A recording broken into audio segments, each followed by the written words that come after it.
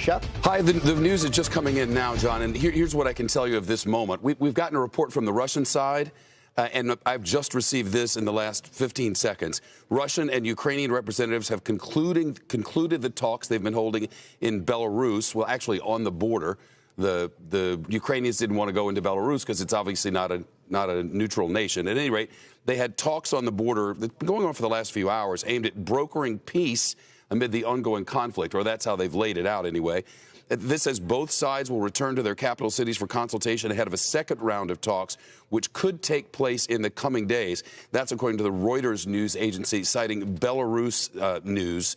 Expectations for a peaceful resolution had not been high before Monday's meeting, as Reuters put it.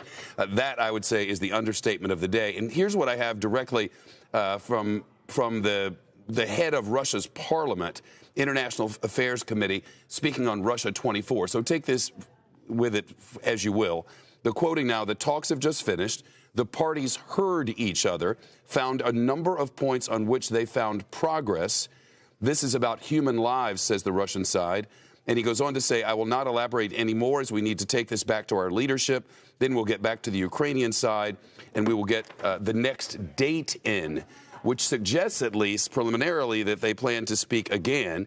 Every day matters right now, quoting the Russians, saying we can work in the same format and we can agree on something in the next few days. Of course, this is all on the Russians. The Russians invaded a sovereign nation. The latest dispatch out of there, Ukraine's leader Zelensky has applied for Ukraine to join the 27-nation European Union on the 5th day of the Russian invasion. So Zelensky is saying, let us into the EU and please send weapons, which much of the world is doing. I know you've reported already that Switzerland has decided that it's not going to be completely neutral anymore, and Germany's done what it did at the end of last week.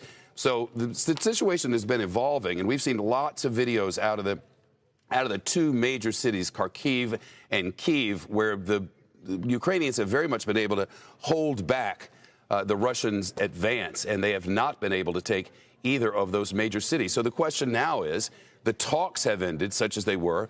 Those go back to Moscow and back to Kyiv, and we'll see where this leads us next. For now, the sun will be going down in about an hour, and we're expecting another night of fighting as day 5 of this invasion continues.